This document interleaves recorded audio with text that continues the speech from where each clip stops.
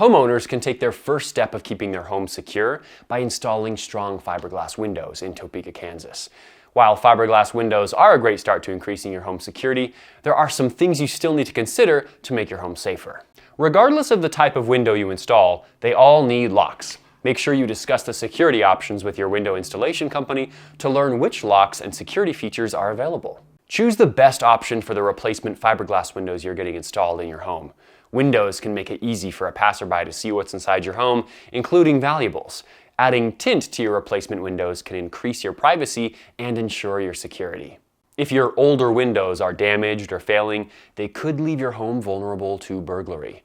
Make sure to replace your windows with high-quality fiberglass windows at the first sign of damage. Windows from Midland Exteriors will guarantee your safety and update your home's aesthetic simultaneously.